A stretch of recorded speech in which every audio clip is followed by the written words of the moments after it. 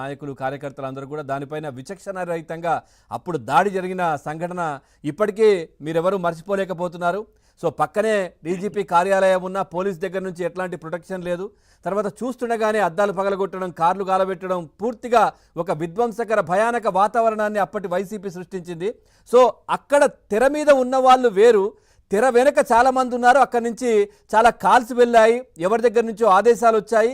దాని వెనుక ఖచ్చితంగా ఇటు సకల శాఖ మంత్రి గారు కావచ్చు, లేదంటే ఆయన పుత్రరత్నం కావచ్చు, వీళ్ళందరూ ఉన్నారనే ఆరోపణలు ఒకవైపు వినిపిస్తూ ఉన్నాయి. దానికి బలం చేకూర్చే విధంగా వాళ్ళు బెయిల్ కోసం కూడా అప్లై చేసిన పరిస్థితులు అయితే కనిపిస్తూ ఉన్నాయి సార్. గూగుల్ టేక్అవుట్ ద్వారా కూడా ఖచ్చితంగా కనుక్కోవచ్చు ఎక్కడికి కాల్స్ వెళ్ళాయి, ఎక్కడి నుంచి వచ్చాయనేది.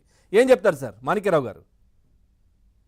పవన్ గారు, మీకు ప్యానెల్లో పెద్దలకి వీక్షకులందరూ నమస్కారం అండి. సార్ నమస్తే. ఈరోజు ఆంధ్రప్రదేశ్ లో ఉన్నటువంటి పోలీస్ వ్యవస్థ ఏదైతే ఉందో గత 5 సంవత్సరాలు 2019 నుంచి 24 వరకు ఆంధ్రప్రదేశ్ లో పోలీసు వ్యవస్థ ఒక బానిసలాగా పనిచేసింది. ఇది మనం చాలా సార్లు మాట్లాడుకున్నాం.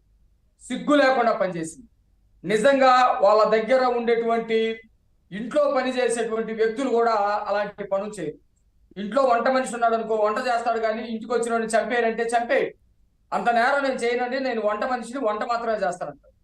ఆంధ్రప్రదేశ్ లో పోలీసులు గత 5 సంవత్సరాలు జగన్మోహన్ రెడ్డి ఏ నేర వ్యూహాలు అయితే చేశాడు, సజ్జల రామకృష్ణారెడ్డి ఏ నేరాన్ని అమలు చేయడానికి అయితే ప్రయత్నం చేశాడు, అవన్నీ కూడా పోలీసులే దగ్గరుండి చేయించినటువంటి చరిత్ర.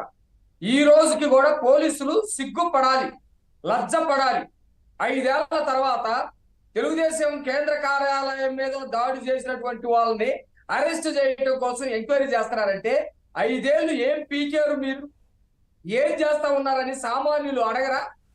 లేకపోతే గన్నవరంలో తెలుగుదేశం పార్టీ కార్యాలయం మీద దాడి చేసినటువంటి వాళ్ళని అరెస్ట్ చేయలేదంటే 5 ఏళ్ల తర్వాత తెలుగుదేశం ప్రభుత్వం వస్తే మేము ఇప్పుడు దోషుల్ని పట్టుకోవడానికి ఎంక్వైరీ చేస్తున్నామంటే సిగ్గుతో తలంచుకోవాలని చెప్పేసి పోలీసు వ్యవస్థకు తెలీదా? సామాన్యమైనటువంటి వాళ్ళు కూడా ప్రశ్నిస్తారనే సంగతి తెలీదా?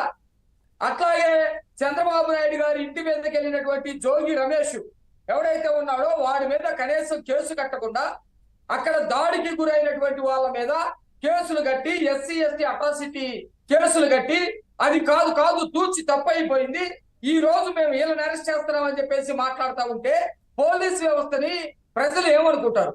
అంటే మేము కూడా ఒక పార్టీకి సంబంధించినటువంటి మనిషిగా చెప్తా ఉన్నా. అంటే మాకు పార్టీ ఉంది, ఈ రోజు పార్టీ అధికారంలోకి వచ్చింది, అందుకోసం అని చెప్పేసి మీరు పరిగెత్తుతారా?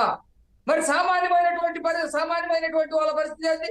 నా భూమిని లాక్కున్నారని చెప్పేసి వెళ్తే ఎవరైతే భూ బాధితులు ఉన్నారో వాళ్ళ మీద కేసులు పెట్టారు. మా అక్కని మా తమ్ముడిని చంపేశారని ఒక అక్క వెళ్తే ఆ అక్క మీద కేసులు పెట్టారు. లేకపోతే మా ఇంట్లో ఒక అమ్మాయిని రేప్ చేశారంటే నువ్వు రేప్ చేసావని చెప్పావంటే మీ ఇంట్లో వాళ్ళ మీద కేసులు పెడతామని చెప్పారు. మరి వాళ్ళ పరిస్థితి ఏంటి? అంటే పోలీసు వ్యవస్థ నిస్సిగ్గుగా, లజ్జ లేకుండా గత 5 సంవత్సరాలు జగన్మోహన్ రెడ్డి నేరాలన్నింటినీ కూడా అమలు చేసింది. పోలీసు వ్యవస్థ సిగ్గుతో తలంచుకోవాలి. నేనైతే ఒక పౌరుడిగా చెబుతా ఉన్నా, తెలుగుదేశం పార్టీ నాయకుడుగా కాకుండా ఒక పౌరుడిగా చెబుతా ఉన్నా, ఇలాంటి వాళ్ళందరూ పోలీసు వ్యవస్థ ఆ రోజు తప్పులు చేస్తే ప్రతి ఒక్క ఆఫీసర్ మీద చర్యలు తీసుకోవాలి, వాళ్ళ మీద ప్రైవేట్ కేసులు కట్టాలి, ప్రతి ఒక్కరు కూడా ముందుకు రావాలి. ఈ రోజైనా వచ్చి ఇదిగో ఫలానా పోలీసుడు ఫలానా ఈ టైంలో నా మీద దాడి జరిగితే, లేకపోతే నేను బాధితుడైతే, నేను భూ బాధితుడైతే, ఇంకొక బాధితుడైతే నా మీద కేసులు కట్టారని చెప్పేసి ప్రతి ఒక్కరు కూడా కంప్లైంట్ ఇవ్వాలి. చాలా బాధేస్తా ఉంది. ఒక